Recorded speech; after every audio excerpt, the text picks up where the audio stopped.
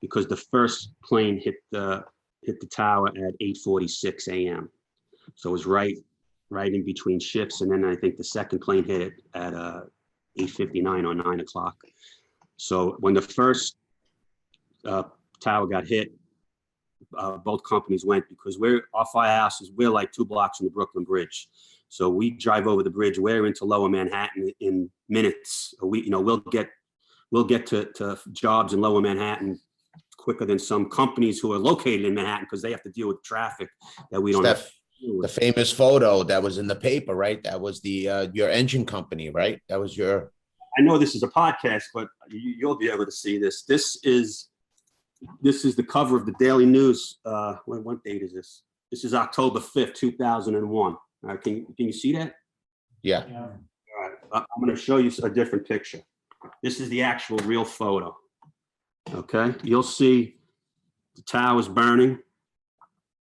And this is the Brooklyn Bridge. And right here, that's ladder 118.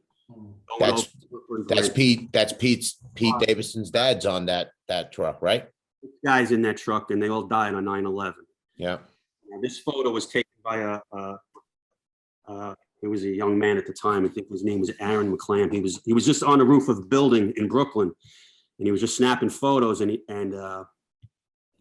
just to jump quick to this story, he got him several weeks after 9/11. He comes to our firehouse with this picture, and he goes, "I think this is your fire truck in this picture." So we had to get a magnifying glass out to verify it was ours, because we have a special toolbox on the outside of the fire truck so we knew it was ladder 118, and that's how that story ended up being in the newspaper. And that's Was the actual truck ever recovered? Yes, it was damaged, but not as bad as other rigs were damaged. Right. I know you don't subscribe to any of the conspiracy theorists and all the stories out there, but would you just mind walking us so you get out of bed? You want to finish I will finish the 9/11 stuff, then we'll get stuff. So all right. So that morning I get to my firehouse, and it's probably, I don't know. I think the first tower came down as I was driving to the firehouse. I grabbed my gear, and at that time, people already walking over the Brooklyn Bridge out of Manhattan into Brooklyn. And like I said, we're so close in Manhattan that people who were walking over the bridge ended up at our firehouse. And so while I was there, I was trying to help a few people, just, go wash your face in the sink. We had some medical supplies. No one was seriously injured, but most people had eye irritation and trouble breathing. So a friend of mine happened to be there. I said, "Listen, you gotta do me a favor, drive me into Manhattan." So I had all my gear with me, jumped in his car. The cops let us go over the bridge, drove over the Brooklyn Bridge. I got out of the car on the Manhattan side of the bridge. He turned around and went back to Brooklyn. And the World Trade Center is only about 4 or 5 blocks from the Brooklyn Bridge once you get over the bridge. So I just made a beeline for the towers. And just the way it worked out, the first guy I bumped into was a guy from my firehouse, a guy, Richie Murray. He was a senior guy in our house. And I spot him, we lock eyes. He comes up to me, he goes, "The whole truck is gone." And I'm like, "What do you mean the whole truck is gone?" He goes, he had a radio with him. He goes, "I've been calling them on the radio the last hour. They're not responding." He goes, "I'm telling you, they're gone." And I said, "What about the engine?" He goes, "No, the engine's okay." I got a story for the engine also, if you want to hear that. Yes. So, I was afraid to ask, who was working. It almost didn't matter who was working, because out of the 50 guys who work on our firehouse, we're all best friends. We knew them all. We knew their wives, watched their kids grow up. We're brotherhood. We're brotherhood for a reason. It's not just a saying. It's a way of life. So, it was, when I heard who was working, at first we weren't 100% sure, because as we said before, it was between shifts. You don't know who was getting on, who was getting off. So we weren't 100% sure exactly who was working, but we just knew it was going to be bad. And so throughout, now here we go. Now we're on the pile. And the first few days, looking for survivors. We're holding out hope. I mean, you see the devastation and destruction. You think you're in a science fiction movie. It's, to this day, it's, when you look at pictures, it's like, it's unfathomable that actually happened. But we're in there, we're digging wherever we can dig and looking for voids and valleys. And underneath the World Trade Center, there's like a small city. The subways are in levels of restaurants and shopping. So we're thinking, hey, maybe anybody who didn't get out somehow made it underground, and days and days of searching, and we never found anybody alive. I know at the very beginning, like that first day, there was some firemen trapped in a stairwell with the woman that they had rescued. That was an amazing story. The whole building collapsed except for the stairwell these guys are in, and they survived, but very, very few people survived the actual collapse of the Very few stories like that.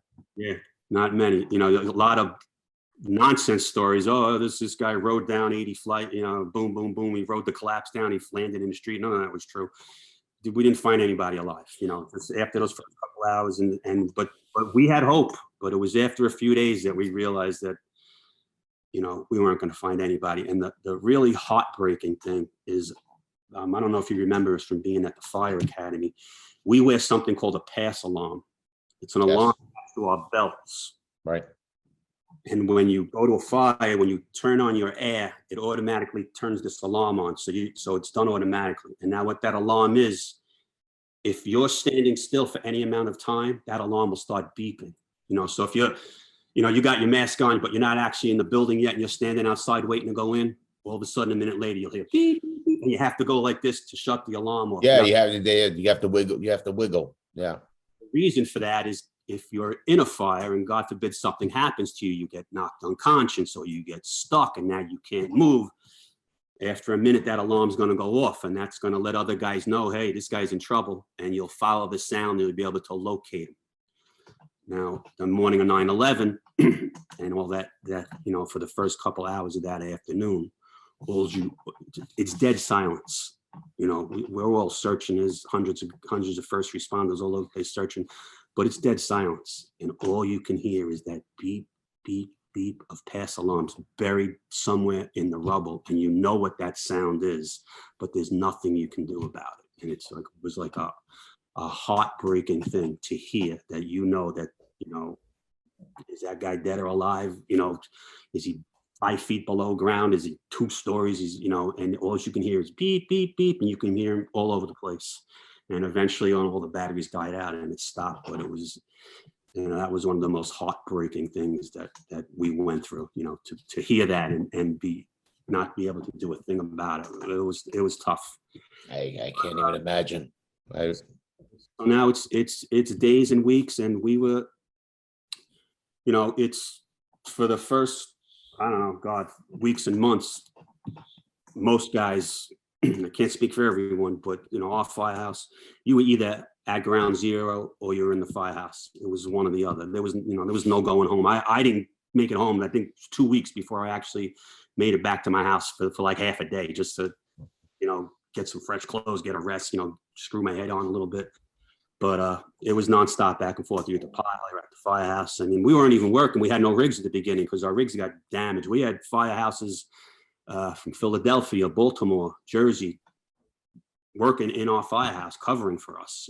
There were days we were actually working with no fire truck, and there was a fire around the corner from our firehouse, and we're running up the block with hoses in our hands and carrying a ladder. It looked like a small town in the 1800s. Like, what are you guys doing? But this is what went on the days and weeks after 9/11, because it was just complete chaos. And you guys got a tremendous amount of support by other fire departments from other cities, and yeah, Dominic, we had help from, everyone wanted to help. It was, people in the neighborhood constantly coming by with food, monetary donations, volunteering to do whatever they can. Our neighborhood in downtown Brooklyn at the time was like the headquarters for the Jehovah's Witnesses. They owned buildings all in downtown Brooklyn. It was like their main headquarters. Right. And they came to our firehouse with truckloads of tools to steel, to try to cut steel, whatever they had. It was amazing. And, they didn't get any of it back. It all got lost down at Ground Zero, but these were the, the community in general. This happened all over the city where people couldn't do enough to help us. I mean, people wanted to get into Ground Zero to help out. Obviously you couldn't, but you had nurses volunteering. They had triage stations set all over the place because you constantly having eye irritations from all the smoke and the dust and, helping you wash out your eyes, whatever you needed. You had people standing on the streets all around Ground Zero. I'd spend 15 hours down in that pit and I'd come out onto the street, walking up to the subway, and people see a group of firemen, a group of cops, and they start applauding and cheering. And, that alone, it like gave you the will to go on. You know what I'm saying? It charged your battery, so to speak, huh? And that was those people, that was their, way of helping. And it helped. And it was, it was like the worst of humanity followed by the best of humanity. Well said. That's exactly what it was. But to get back to, let me wrap up the 9/11 stuff. We lost 8 guys total in my firehouse. The 6 guys on ladder 118, and Marty Egan was our lieutenant, and he had just got promoted to captain a couple of weeks before 9/11. He was working at headquarters, and the morning of 9/11, just like every other fireman, he jumped in the car with other guys who were working at headquarters, and he went down to Ground Zero. He got killed, and his body was recovered fairly quick. We had his funeral, I think a week later. Scotty Davidson's body was recovered a couple of weeks after that. And then nothing for as far as recovering guys from our firehouse. I think it wasn't until December, Christmas time. It might have been right after Christmas. I think it was matter of fact, might have been in New Year's Eve. Or maybe a week before, we got a call. It's crazy how all these stories are going to interconnect. I told you that Marty Egan passed away on 9/11. He was our lieutenant. His brother, Mark Egan, was then, after 9/11, he was a lieutenant and was assigned to work down at Ground Zero. He calls our firehouse one morning, I don't know, I guess maybe November, December, whatever it was. And he said, hey, we just found the remains of Vernon Cherry. He was another guy from our firehouse. He was on the fire truck. He passed away. He called up because he knew from 118 and knew was, the connection with his brother. So he called us up and we were like, don't do anything. We're coming down there. We want to carry him out. Very important for us to carry our own guys out of that pit. So they didn't, they left Vernon where he was. I wasn't working, I was off work, but I was there. So we jumped on the fire trucks, both companies, right over the bridge. We go down to the World Trade Center and we get met by a chief whose name I will not mention. He was running the site at the time and he sees all these guys. He knew right away when he saw the companies. He's like, what the hell are these 2 Brooklyn companies doing down here at the pit? He goes up to our captain. He starts screaming at him. He goes, what the hell are you guys doing here? And the captain said, we got a call that we've recovered one of the guys. Hey, you're working in Brooklyn. You can't just come here, blah, blah. So our captain was like, listen, guys, go do what you got to do. So he stood there arguing with the chief, and we got to go into the pit, and we recovered Vernon's body, and we got to lay drape him in a flag, and we got to carry his body out and get to bring him back home to his family. And that means the world to us that we were able to do that. So props to Billy Stark, who was our captain, taking the heat for that. And he got called down to headquarters. And after that whole incident, they changed the rules and they allowed companies to come down. And when bodies of their guys from their firehouse were recovered, they let those companies come down. They realized that they had made a mistake. And at least they rectified that. It only seems right, John. Yeah, I mean, right. Like I said, there was no rule book for this. So they went as they went along, and I guess they realized, that was a mistake. Let these guys come carry their brothers out. When they called me for the fire department, at first I didn't know what to do, but what you're allowed to do, I didn't have to quit the police department. You take a year's leave of absence because you're just going from one city job to the next. So I had nothing to lose. So I took a year's leave of absence from the police department and I went to the fire department. All my seniority came with me. My pay stayed the same. So it really wasn't giving anything up. I was taking a shot. And it was an adjustment at first. I loved the fire academy. I had a great time. Once I got to my firehouse, it was a little bit of an adjustment because there's a lot of downtime in the fire department. A lot of time you just sit around the firehouse, goofing off, doing whatever, you're maybe doing a little training, but you're not going on calls all day long. So I had a hard time adjusting to the days where you were sitting around, you weren't doing much. I was a new guy and I had no friends. I was in the police department for a while. But once you catch your first fire and you start making friends, all of a sudden it just becomes second nature. And then I never looked back. And no regrets as far as my career goes. I know. Well, John, you're in Dom's hot seat now. Okay. Oh, no. What's one of your biggest pet peeves? Oof. I would say my biggest pet peeve are people who, Besides conspiracy theorists. I don't have a pet peeve with it. I learned about it. Okay. My biggest pet peeve, I think, is people who think that the rules don't apply to them. You know, the guy who double parks because he don't have time to go look for a spot, you know, the guy who cuts the line, the guy who's talking on his phone when he shouldn't be talking on his phone, you know, people who, you know, and I'm not, you know, I don't wear a mask when I, you know what I'm saying? Like the rules don't apply to me. You know, I'm sitting in traffic and here's some idiot flying by me in the service lane, you know, because he don't want to wait in traffic, you know, things like that, you know, drive me crazy. You know, it's, you know, rude people who think the rules don't apply to them. Right. You're up on a karaoke stage. What song are you singing? Oh, that one's easy. I'm singing Summer by Frank Sinatra. There you go. My favorite. I grew up, I don't know where you guys are from, but I grew up. Francis Albert Sinatra. I grew up listening to WNEW AM in the morning. I think Jonathan Schwartz and, you know, and that's what I heard every morning when I woke up to go to school. I grew up with Sinatra. It was my parents' favorite song. My father had passed away before I got married, and that's the song I danced to with my mother. And so that song is a special place in my heart. So far, I'm going up on. There you go. No, I understand that. If you could go back in time and give yourself a piece of advice, what's that piece of advice and how old are you? I'd say I'm 18 years old and I just got out of high school, and I tell myself, go away to college, go somewhere, go out to San Diego, go to college somewhere. Well, not that I don't regret it. If I had to do it over again, I think I would have went away to college. I just think that it's a great learning experience, not only for what you're learning in school, but the fact that now you're 18, 19, 20 years old and you're out living on your own. You're growing up quick. Yeah. I mean, yeah, it's one of my regrets as well. Something I would do over. I can relate to that. Has there ever been a movie that made you cry? Yeah, Big tough guy like you, huh? Maybe. I'll tell you the first that I remember from being a young age. You want to know what made me cry? What movie? Yeah. Brian's Song. Yes. Okay. Piccolo. Yeah. Piccolo with James Caan and Billy D. Williams, right? Yes. Yes.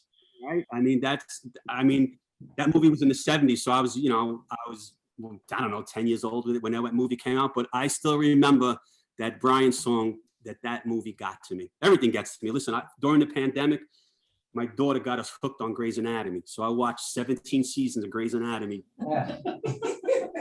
Swear to God, I think my eyes teared up every other episode. Could be worse. You could have been watching Quincy. See if our audience knows that. I've watched all of Quincy. I revisited Quincy. And I'll bet that the reason you watch Quincy is because you were a Jack Klugman fan from the huge Klugman fan. Odd Couple and Honeymooners. I could spend my day having conversations quoting those two shows, and what I say would actually fit into conversations. Sam, I think it's gonorrhea. I think that's an Artie Lang line, actually. What are you watching today? Oh, well, besides Grey's Anatomy. You know what I watch on TV? I watch the same things over and over. I flip through the channels and I'll see, A Few Good Men is on. I've only seen that 100 times. Let me watch that again. Shawshank Redemption. like, TV shows that, I'm a big Magnum PI fan. I know you did a couple episodes of the new Magnum PI. Yeah, Now, let me ask you, were you a fan of the old Magnum PI? of course. Now, my favorite episode of TV ever was the episode of Magnum. I don't know if you remember when it was a 2-part episode. They could have made a movie It was about the character that I played, Nuzo. in the original. The Paradise, I think it's called, something like that. Return to Paradise. Did You See the Sunrise is the name of See the episode. Sunrise. That's right. Yeah, something like that. The guy who played Ivan, was it Lee Swenson? Is that my saying? Yeah. Guy, tall blonde guy. In the And he puts wait, the bad guy. Ivan was the bad guy. And what happened in the original Magnum, he had caught, it was Magnum, TC, Rick, and Nuzo. He had him captive in Duckway in Vietnam for like 6 months. During that time, he somehow was able to hypnotize TC, as a sleeper soldier, kind of like a Manchurian Candidate type of thing, to use it. And then he shows up on the island at, present time in the 90s or whenever Magnum was. And he would slip Nuzo was slipping TC bubble gum, and it was laced with whatever it was that triggered TC, and they wanted him to kill somebody. Right. But anyway, in that whole thing, Magnum's best friend, this guy Mac, got killed. They blew up Magnum's Ferrari, and Mac was in it. And the last thing Mac said to Magnum before the car blew up, it was early in the morning. He goes, "Come on, Magnum, let's go see the sunrise." And the car blew up, and Mac got killed. So at the very, very end of that 2-parter, Magnum's got Ivan in the forest, and he's got a gun. He's going to kill him, like in cold blood. And Ivan goes, "You won't kill me. It's not in you. If I was armed, maybe, but not like this." And Ivan walks away, and Magnum goes, "Ivan, did you see the sunrise this morning?" And Ivan turns around and goes, "Yes." And the last thing you see is Magnum pulling the trigger, and you see the muzzle flash, and he killed him with blood. Now, when did that ever happen? No. TV main character of the TV show killed somebody with blood. I thought that was the greatest episode of TV I ever saw in my life. Well, the reboot that Peter Linkoff started, the pilot of the new show was that storyline, was the Nuzo and the war, but then they made it was the Afghan war as opposed to Vietnam and whatnot. But I think it was one of his favorite episodes as well, and Peter always loved going back like to the certain characters who represented like mythology of the show, and that's what Nuzo was, of not so much the case of the week, but kind of connecting the case of the week to something from the past. Right. And I think that's what made the new show work as well, was going back to the old show, because I remember watching that episode, and I remember watching Nuzo in the car, and I think they pick him up at the airport or something like that, and he's in the car, and then he's just staring out to space, and he takes his tie and he starts doing like a bandana, right? You remember that? And that's so another. I'll still watch it. Another show if I'm flipping through the channels. Oh, Magnum's on. Got to watch it. Yeah, it was a kickoff. It was the kickoff for the reboot, and it's funny you bring that up. Yeah. That's why I watch NCIS. I'm a big fan of that show, and that's another show that's great at going back for something. In season 17, they'll flash back to something in season 2, and all of a sudden it makes sense. I don't know who these people are who create these shows, the things that they come up with, where they're able to go back. It's a team. It's a team of writers, a team of people. They that's what they do every day.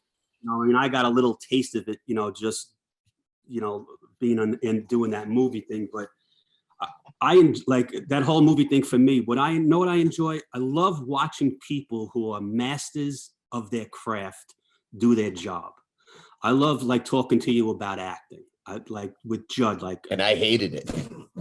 Yeah, well, you had to put up with me. Yeah, no, I was so much more fascinated about like what you did and what you brought to the table. But generally speaking, I would talk to Judd, and about a scene in a movie, and he'd explain to me what he's trying to get out of this scene. I'm like, wow, that's amazing. Like Bob Ellsworth, the cinematographer. Yes. That guy's genius, right? Just listen to him, the way he sets up the camera and the lighting and what it, everything, you know, the guy who ran the props department, I spent a lot of time with him listening.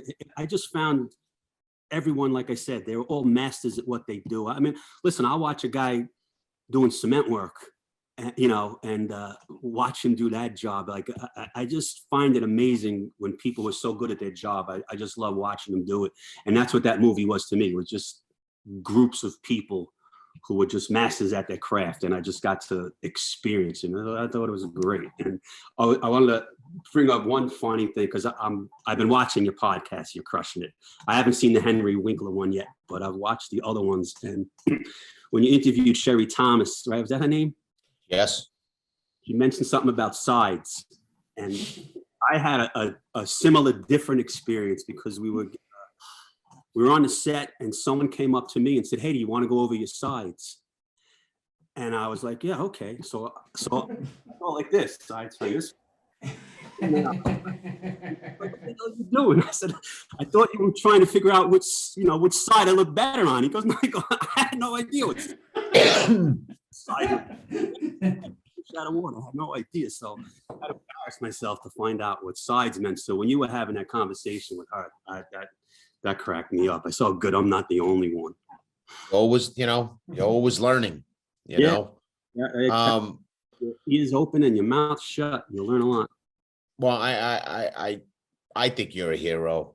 I know a lot of people out there think who's your hero? Well, I would say my parents are my hero. I mean, my father fought in World War II. Came home, bought a house with the GI Bill. They raised a family. I mean, my father had his in-laws living with us with 4 other kids, before I was born, when it was 15 people living in his house. And, the way they raised us 4 kids, we all got to go to Catholic school. Like I said, we didn't have money, but we never wanted for anything. And they raised right.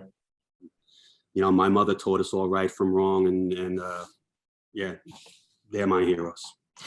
Anything you want to plug, John? Any foundation? I know you work closely with some of the 9/11 families and what they're going through. People, you had to stop being a firefighter because of stuff that happened to you.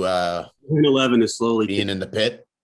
Yeah, well, asthma is what eventually did me in, but also that fire I told you a little about earlier. That at the last job I was at, bad fire, ended up falling down a flight of stairs, had a couple of shoulder surgeries. So between that and the asthma, I was done. But I volunteer for an organization called Friends of Firefighters. It's actually started because a woman came into our firehouse about a week after 9/11. I just happened to be there, and her name is Nancy Carbone. You might have met her. I don't know if you met her. Yeah. And she comes up to me. She goes, listen, I live in the neighborhood. She goes, I want to help you guys. She goes, what can I do for you? I don't have money that's going to make any difference for you. She goes, but I can get stuff done. What can I do for you? And I was like, at that time, all bets were off. I mean, we never really we help people. People don't help us. That was the fire department. That's our mentality. But at that time, we needed all the help we could get. So I said, you want to help us? I said, we need bunting for outside our firehouse. Bunting is the black and purple cloth drapery that you'll see hung over precincts or a firehouse when somebody gets killed. So we had no bunting because there wasn't enough to go around, because so many firehouses needed it. So she drove out to Long Island, found a volunteer firehouse with bunting. She brings it back to us. She goes, here's your bunting. What else you need? And the silliest things I asked her for, whatever it was, she got it done. And this kind of snowballed, and then she started going to other firehouses and helping them out. And she eventually started her own organization, a nonprofit, which is still going today. And it's basically they help active firefighters, retired firefighters, their families. They help you with, if you any mental issues you might be having, anything you need help with, they'll help you with. Steve Buscemi is actually on the board of directors for that. Yeah. And that's how I originally met. I know. I got to tell you about Steve Buscemi. you know, I've met him several times over the years through the organization. I'm not friends with him, but when I see him and I remind him who I am, he remembers me. So when we met for rehearsals on the movie, I'll tell you one more silly story. That morning, rehearsals was at 10 a.m. in Manhattan. Now I'm living in Staten Island. So I said, I'm gonna take an express bus to the city at like 6:30 in the morning. I don't care if I'm there 3 hours early. I'm not being late for my rehearsal. I get on a bus at 6:30 in the morning, and an express bus goes from Staten Island through New Jersey into Manhattan. That's how it goes. Get on the Gotham Bridge, dead stop. There was an accident on the Jersey Turnpike. They closed it down. I'm like, you gotta be kidding me. It's 7:30, it's 8 o'clock, it's 8:30. I'm sitting on the Gotham Bridge. I'm like, I can't believe it. It's like 9 o'clock in the morning. I'm just about to make the phone call that I'm not making this rehearsal. But then all of a sudden, traffic started moving a little bit.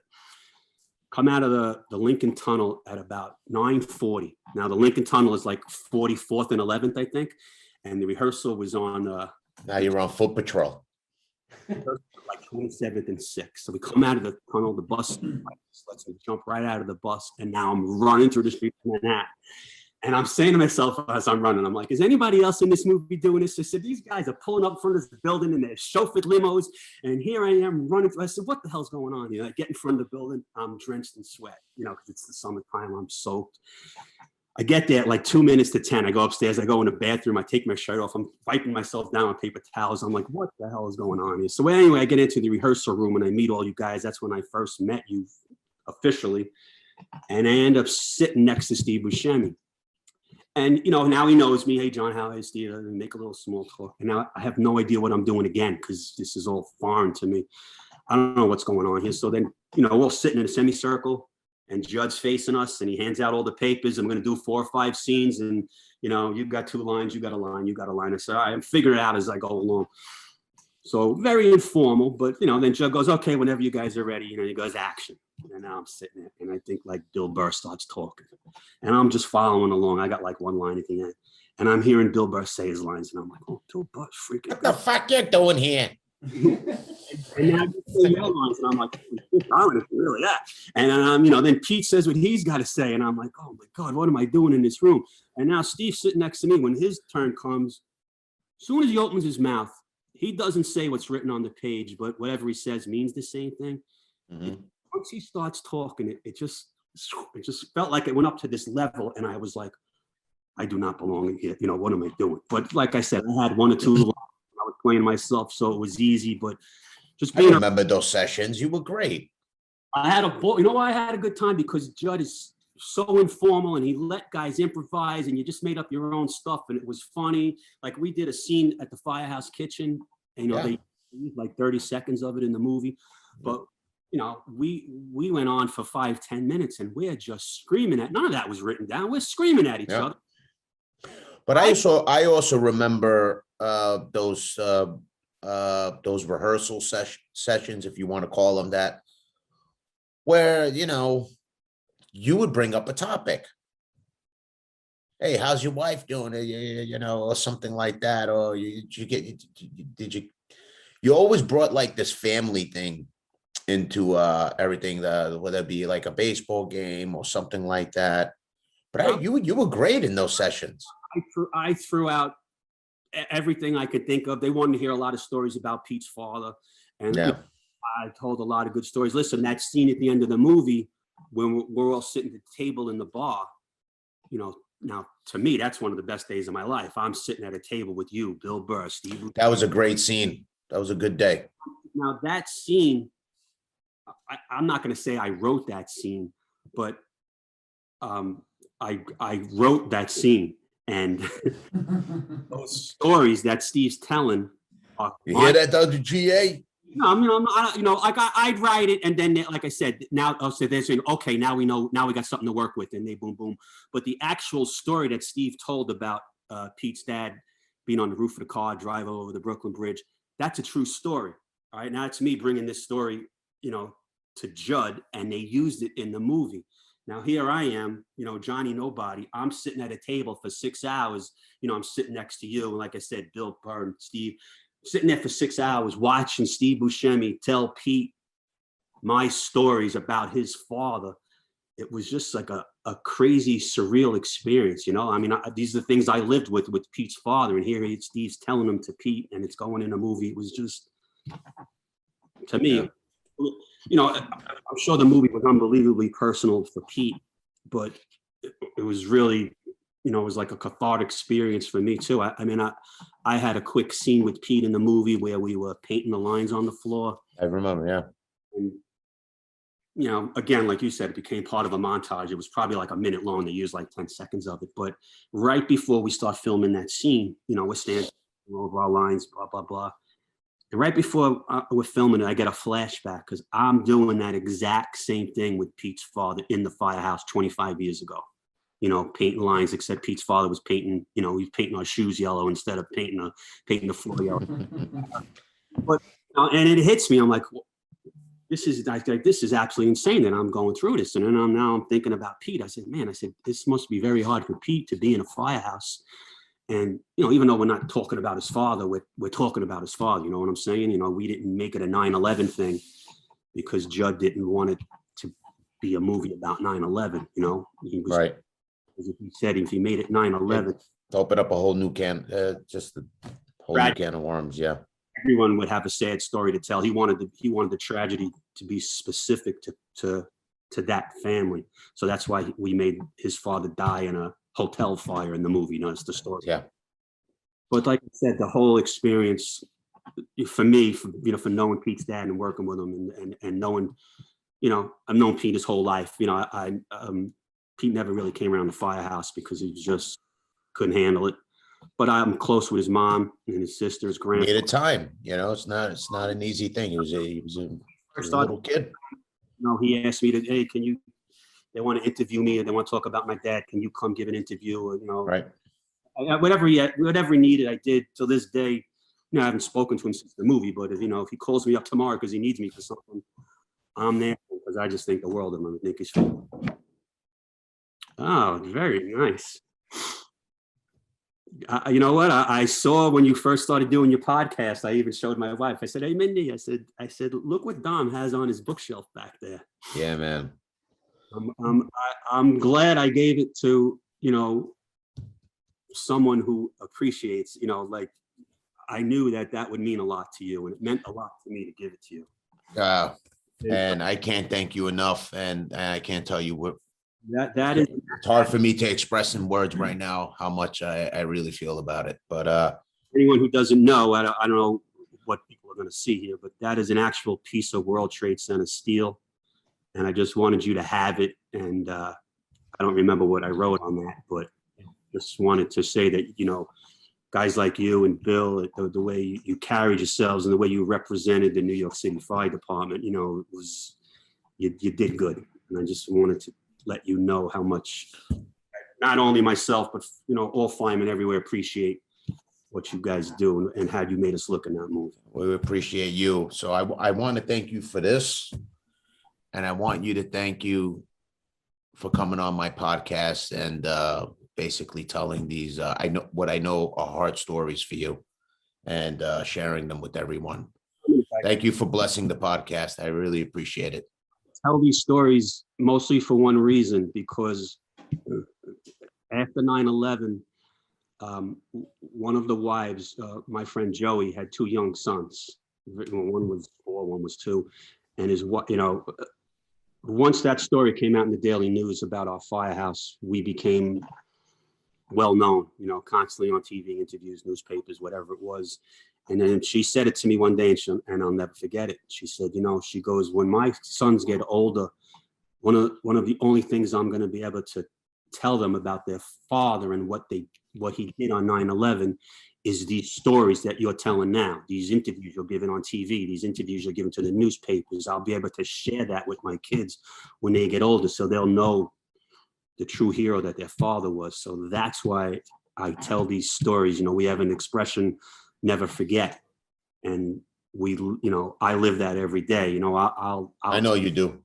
I'll tell my 9/11 story to anybody. I'm not, you know, I'm not saying it doesn't bother me when I talk about it, but I'm proud of what these guys did. And I want, you know, 20 years later, I want people to know what they did. Never forget. I don't, people shouldn't forget what happened that day. I mean, listen, there's constantly tragedies in the world. We're going through a pandemic now. I mean, the Hurricane Sandy we went through in New York, and no matter what happens, whether it's a terrorist attack or it's a hurricane, it's a pandemic, your first responders are always there. Your firemen, your cops, your paramedics, your doctors, your nurses, they're there for all of it. And whatever comes down the road next, guess what? We're still going to be there. So important for people to know, They're not running away, they're running too. That's what I think a lot of people forget sometimes. What people are made of, and especially we got to give a shout out to the New York City Police Department, because they've been going through hell for the past year with all these riots and protests, and they've been getting a bad rap, and it's just not fair, and they do an unbelievably tough job, and they deserve all the credit in the world for what they do. Yes, they do. John, thank you so much. Dominic, it was my pleasure. It's good seeing you. I told you, brothers forever. Brothers forever, and we're gonna make it down there. We're gonna make it to the World Trade. We'll get back to normal. Yeah. Love to spend one day with you. I told you, when I'm going there with you. Maybe another day on a golf course, and you can teach me that. All right, my friend. Be well. Thank you.